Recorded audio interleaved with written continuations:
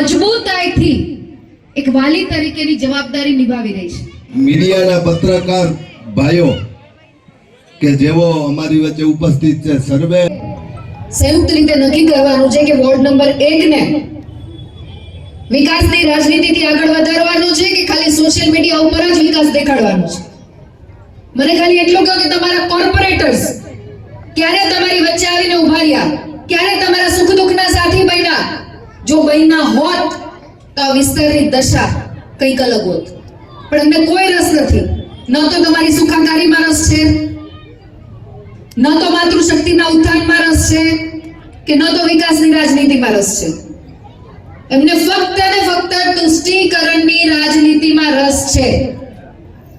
સારું છે કે આ વખતે તમે બધા આંખો ખોલી હોય એવું મને વર્તારો આવે છે, અને હું આભાર માનવા મંચના માધ્યમથી સમાજના શ્રેષ્ઠી અને અગ્રણીશીઓનો કે જેમને મહેનત કરી છે, પ્રયત્ન કર્યો છે કે વોર્ડ નંબર 1 માં આ વખતે પરિવર્તનની લહેર સાથે ભારતીય જનતા પાર્ટીના કમળ કોર્પોરેશનમાં ખેલવાના છે।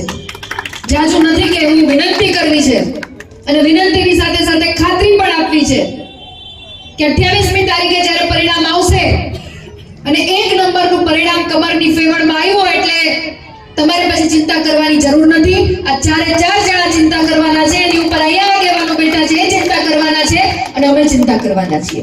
આ ખાતરી સાથે પુનઃ આપ સૌ વૈશાલીનગર અને જે કોળી ભાઈઓ તરફથી જે આપણે આ મહાસંમેલનનું આયોજન કરીને બાઇક રેલી કરવામાં આવેલી છે, તે લોકો આવી પહોંચ્યા છે, તેમનું સ્વાગત કરવામાં આવે છે।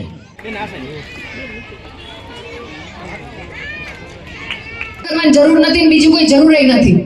તમારા માટે થઈ સમાજ સેવાના માધ્યમથી વિકાસની રાજનીતિ પસંદ કરીને જ્યારે